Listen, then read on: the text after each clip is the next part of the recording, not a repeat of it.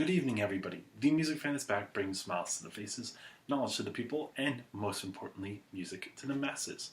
And I am back with another Are You In? Now, I'm super excited for what this summer is going to be holding in terms of music.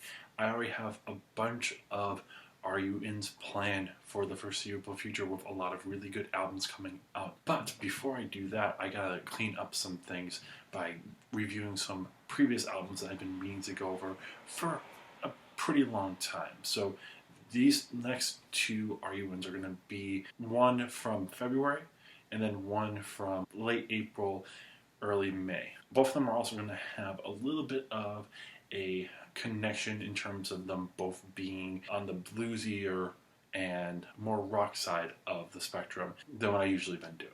So tonight we're going to start off with Gary Clark Jr.'s newest album entitled This Land. Now, Gary Clark Jr. is a blues rock / soul / R&B musician from Austin, Texas. Previous albums of his include Worry No More in 2001, 110 in 2004, Black and Blue in 2012, and The Story of Sonny Boy Slim in 2015. Now, even though he has been in the music scene for almost 2 decades now, he didn't get his big break until Black and Blue. I remember seeing so much publicity for this album on TV, in music publications. I remember reading the Rolling Stone review for it and got really excited by what I had read and what I had seen.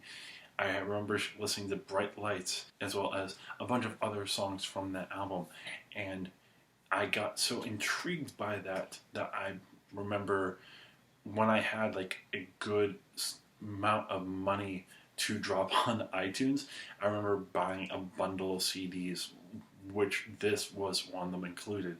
I believe the other ones were Clockwork Angels by Rush, Babel by Mumford & Sons, The 2020 Experience by Justin Timberlake, also Transit of Venus by 3 Days Grace, and I still have all of them on my iTunes or whatever's left of iTunes. I was intrigued by the more current blues sound on this album, and even though I do find some faults on some of the songs on here, I think most of it is fantastic. The Story of Sonny Boy Slim, I did listen to part of it, but this was around the time where I was kind of in a funk and wasn't really listening to much music in general, so even though I did listen to it, I don't remember much of it. So when I found out that there was another Gary Clark Jr. album coming out, I wanted to make sure to take the time to listen to it. Not only that, but also talk about him for a little bit, because I think he's an interesting musician in the current scheme of mainstream music. He does do a lot of blues rock ideas, and he's a phenomenal guitarist and a phenomenal blues musician. But he also tries to add some R&B and some soul and some current hip-hop sounds to his music to bring new life to the blues genre. Honestly, this isn't that much different from what he has done before, but it's a little bit weirder, and I think there's a couple of missteps. But first off, let's talk about just the track list. So there's 15 tracks, totaling about a little over of 60 minutes of material. If I remember correctly, Sonny Boy Slim was also pretty lengthy. I think out of the 3, Black and Blue was the least expansive when it came to a CD so far.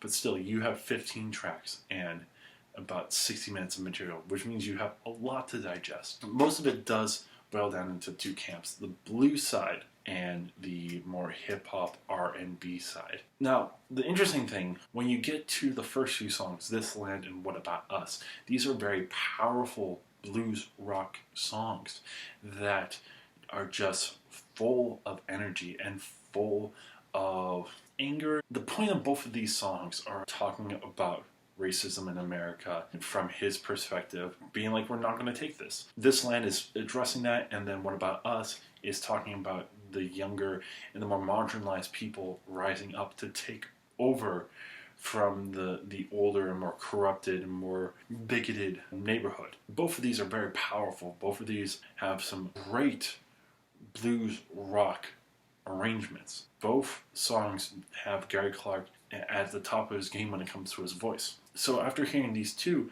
I thought that this would be a more politically conscious album, and it turns out that most of it isn't. Yeah, you get Feed the Babies, which is talking about everyone trying to be together and making sure that we all fight for the same thing, because when it's all said and done, we're all trying to strive to make a living to support ourselves and the people that we care about.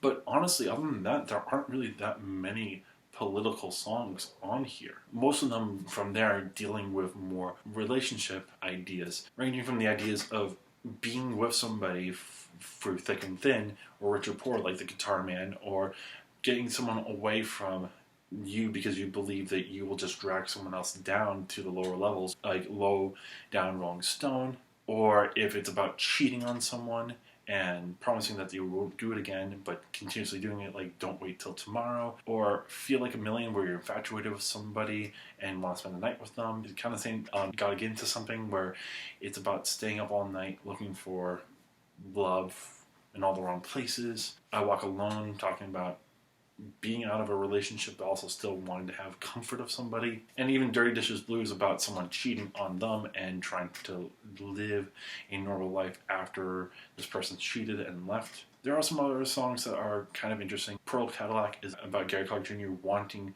to show how much his mom's love and support has guided him through the years and wanting to give back to her.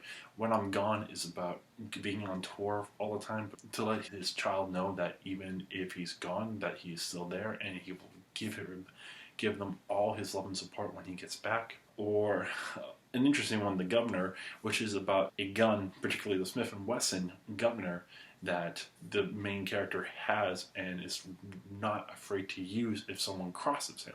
I just find it interesting that after two songs of very powerful and many very poignant commentary about the world today, it boils down to some simplistic lyrical ideas. Not to say that they're bad. I think that there's some interesting lyrics on Don't Wait Till Tomorrow about how it changes from him saying that, this is just one time, to, I've been lying this whole entire time. I think that's interesting. I think the idea of the governor is interesting.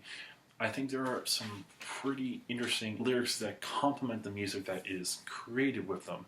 It's just, after two songs, I kind of wish that it was the more social commentary album that it could have been, especially in a genre like blues, where a lot of the songs are kind of simplistic in nature in general.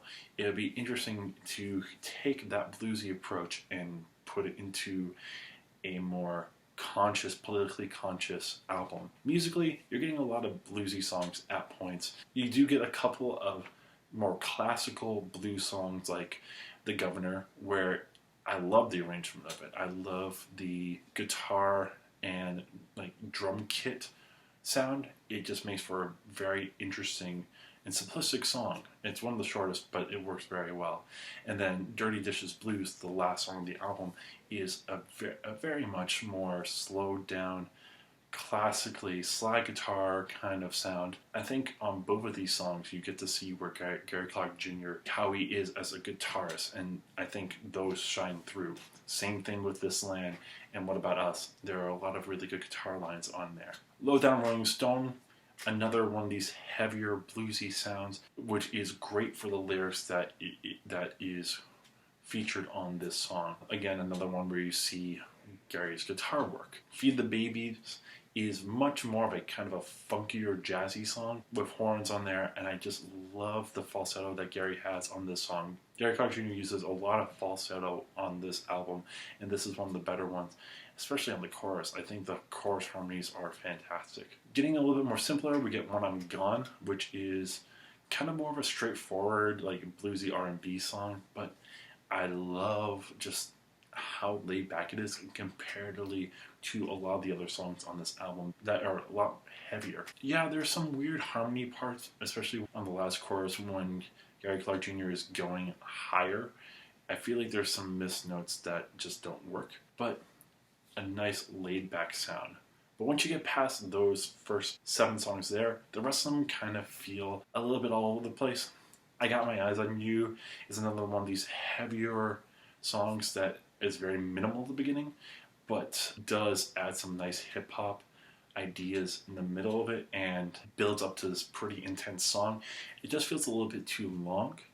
I Walk Alone, again, is another bluesy song with falsetto from Gary Clark Jr., but the harmonies on it are just kind of annoying, and it takes away from enjoying the song fully. And this is where you get to some more R&B inspired songs. So Don't Wait Till Tomorrow, Pearl, Cadillac, and The Guitar Man all have some R&B inspired sounds and trying to get closer towards a more current sound than a bluesy sound. The problem that I have with these is all of them have this R&B idea at the beginning and then kind of just try to be a little bit heavier to change up the sound. Don't Wait Till Tomorrow has some good parts, but it does also feel like at times Gary Clark Jr. is trying to channel his Drake in the verses, and then it has more heavy guitar, which feels like it clashes with the arrangement, at least to me. Pearl Cadillac, the same kind of idea, has falsetto verses, but then it has this heavier chorus, and I just don't think it works that well. And then The Guitar Man kind of does the same idea, but what bothers me on this are the electronic voices that just don't need to be there. I think it's an alright song, but with those electronic voices, it makes a alright song subpar. And then you have 3 more songs. The first 2 of them being kind of interesting arrangements, but are marred by very subpar lyrics. Gotta Get Into Something is one of the more energetic bluesy songs on the album that has some good guitar work on there, but the lyrics are just really annoying. And then Gotta Get Up is some of the worst lyrics that I've heard on this album, which is another one of these funkier, jazzier arrangement with horns, but the lyrics are just not interesting to listen to. Finally, you get Feeling Like a Million, which is the worst song that I've heard from him. Yes, you get bluesy songs. Yes, you get R&B songs, but I don't understand where this one is coming from. The verses are kind of pseudo-reggae sounds, while the choruses are this like hip-hop, bluesy rock inspired choruses. But the melody on the chorus is terrible, and the melody on the verses aren't that much better. And it feels like it doesn't even fit in comparison to any of the other songs. Like, it doesn't necessarily fit that R&B side, nor does it fit that bluesy side. Honestly, don't listen to it. Not worth your time. It's a dime a dozen song, and doesn't really do much to add to this album. I think my biggest problem with the CD, other than the length of it, is I don't know what this CD is trying to be. There's a lot of really good bluesy rock ideas, but there's also a lot of R&B, and not that the R&B is bad, but I think trying to mix this R&B and the more heavy blues stuff doesn't work.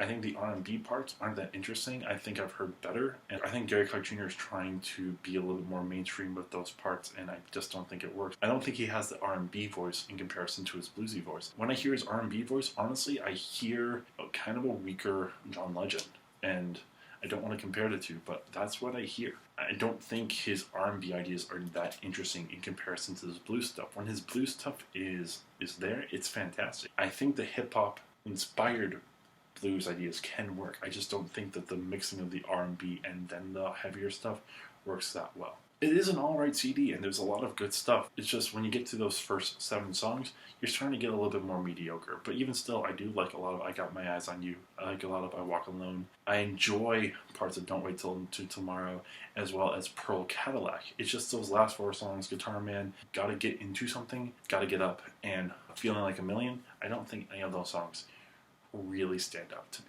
All in all, if you are looking for an interesting blues / R&B album, there's a lot to like here. But bear in mind, once you get past these 2 very politically charged songs, you're getting to more simplistic and more cliched lyrics, if you will. And also, once you get past those first 2 songs, you're getting a bunch of the worst songs there, with my worst 3 songs honestly being 5, 6, and 7 on the track list. So be careful of that middle part, but once you get past that middle part, it starts to flow out better in terms of the quality of songs. So that is my time. Thank you so much for watching. Let me know if you like or hate this album and your reasons why. Let me also know what other albums from 2019 you would like me to review. Share this with your friends, and most importantly, subscribe to my channel so you can see great content like this, as well as help me get to a bigger and better place with my projects. So on Sunday, I'll be back with another argument. Until then, this is the Music Fan, and I'm signing off.